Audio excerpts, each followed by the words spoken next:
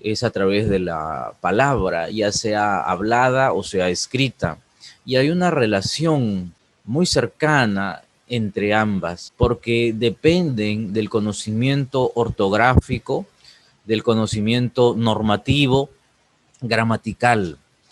Por ejemplo, si yo escribo con errores, es lógico que la pronunciación que tenga también esté plagada de errores.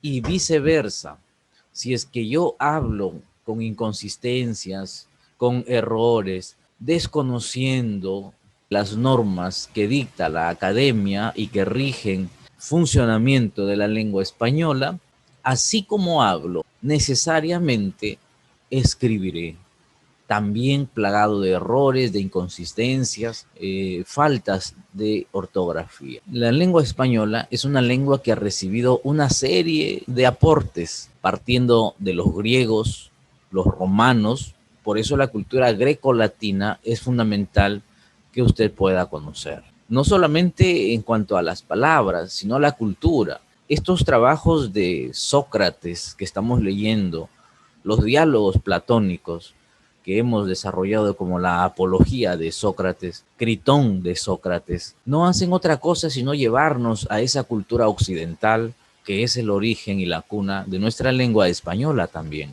Y los invito a leer este material, que ahora para provecho de ustedes están en internet. Entonces los griegos y romanos aportaron, ¿no?, en estas bases de la lengua con el latín, que se forma ya como una lengua y que el imperio romano expande, pero que al caer justamente va dejando la semilla de estas lenguas romances que luego serían el español, el francés, el italiano, el portugués.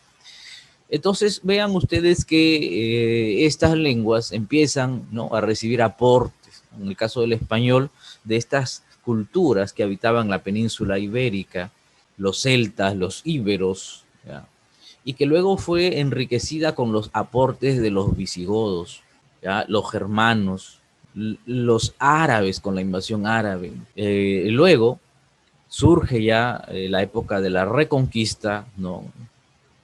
Los árabes o los moros son expulsados de la península ibérica y se forman ya los reinos españoles.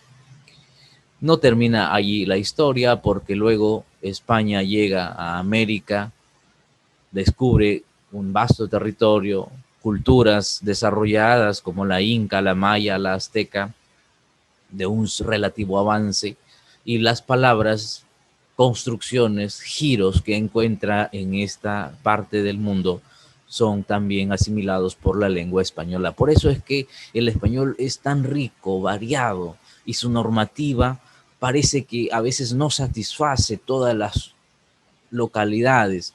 Por eso hay excepciones a la regla.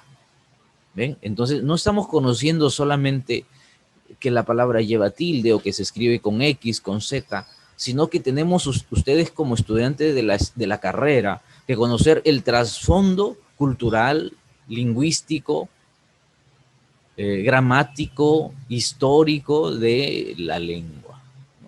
¿Por qué es que se tiene que escribir con S, con X o con C, si es que en algunas partes de América estos sonidos son indistintos?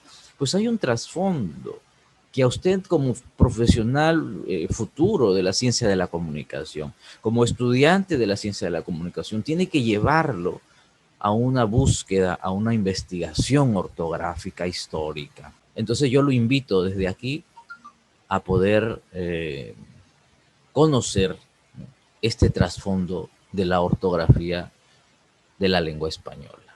Entonces, este material que tenemos es un material básico, normativo, ¿ya? El objetivo es cumplir adecuadamente, educar con la palabra, porque ustedes van a hacer eso, van a educar con la palabra. Y no se puede educar con la palabra si es que yo desconozco la palabra.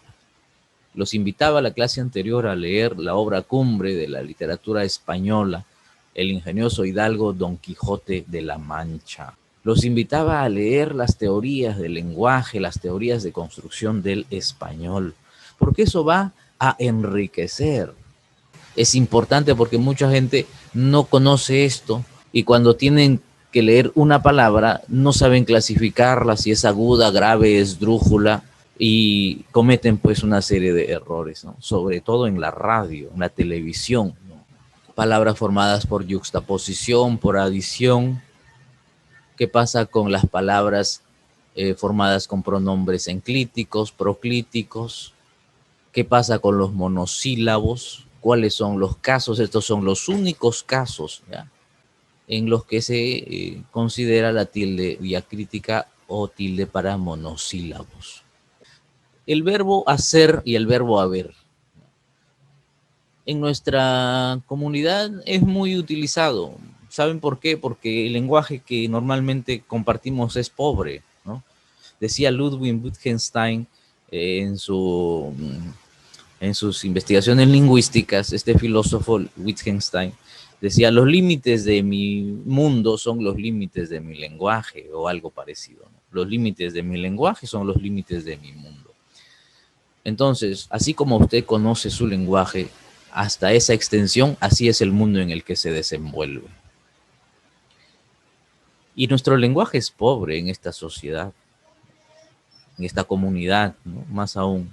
Entonces, la mayoría de expresiones está plagada del verbo haber y el verbo hacer. Cuando usted escuche en demasía el verbo haber y el verbo hacer, esa persona padece de pobreza lingüística. Esto es cosa seria, la escritura es cosa seria. No la tomemos de manera muy superficial, porque es la esencia del profesional de las ciencias de la comunicación.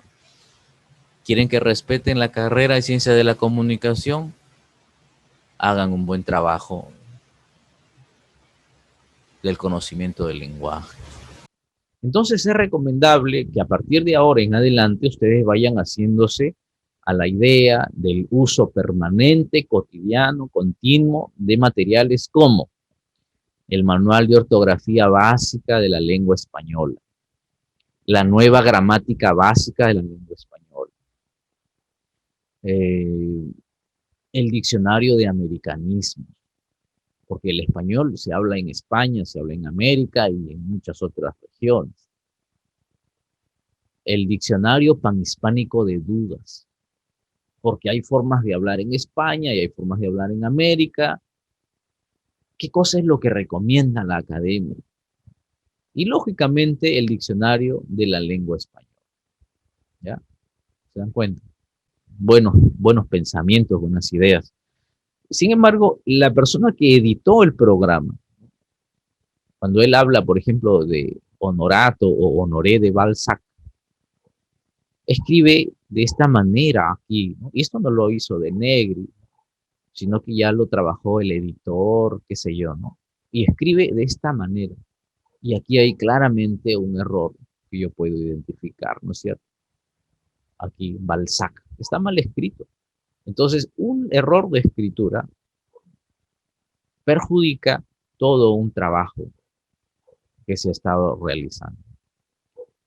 Igual, el mismo personaje, y este es un canal del Estado, ¿no?, que deberíamos tener aquí el mejor trabajo, la mejor tarea, ¿no?, en proyección de medios. Repito, el problema no es el personaje de Negri, que es una persona pues de altísimas cualidades académicas. Yo creo que es uno de los intelectuales más importantes que ha tenido el Perú en los últimos 50 años. Pero miren el trabajo aquí de la edición, cómo van a poner de esta manera la palabra. Este es un personaje, el que editó el video, el que colocó esas letras, esas palabras, que de repente ha pasado por alguna universidad o algún instituto, pero no ha logrado, ¿no?, reunir las competencias técnicas o académicas de la escritura. ¿Se dan cuenta?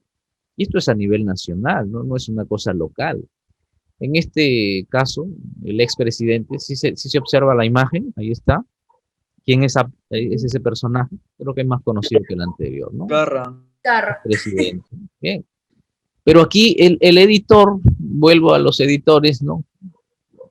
Este es Latina, ¿ya? Televisión Nacional Latina, dice César Vallejos. Yo no sé si Vallejo al final se cambió de apellido y dijo, ya no seré Vallejo terminando en O, sino Vallejos terminando en S.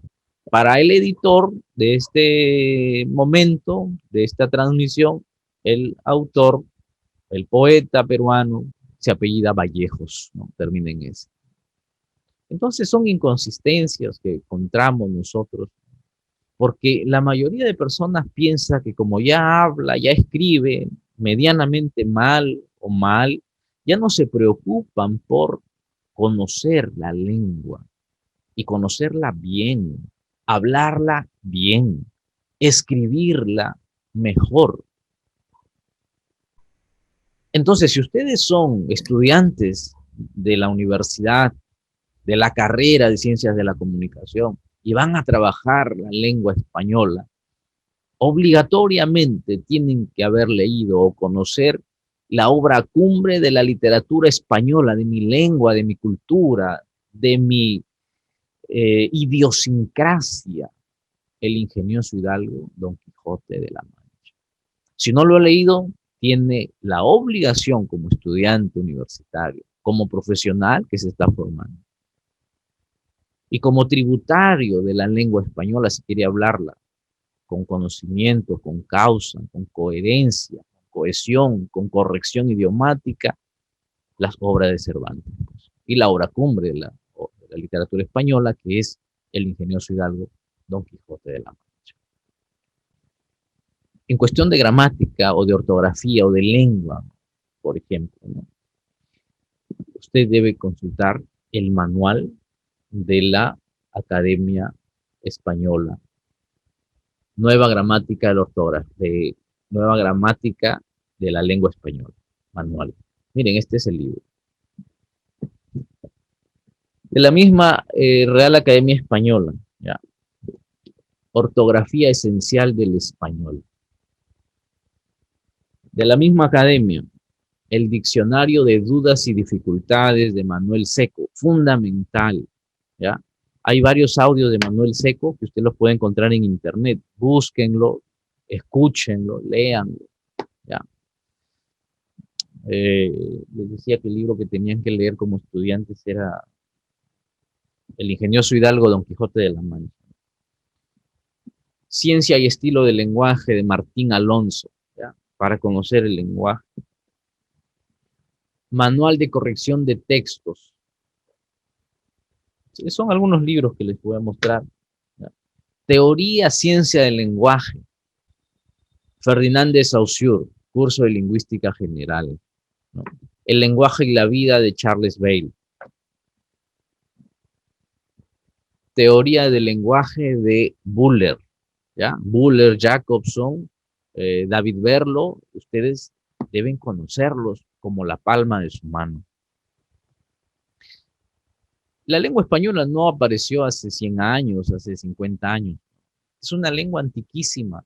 Historia de la lengua española de Rafael Lapesa. ¿Cómo aparece? A partir de las primeras expresiones grecorromanas, ¿no? Cómo continúa esta expansión del español. Por eso es que es una lengua tan rica, variada, multiforme.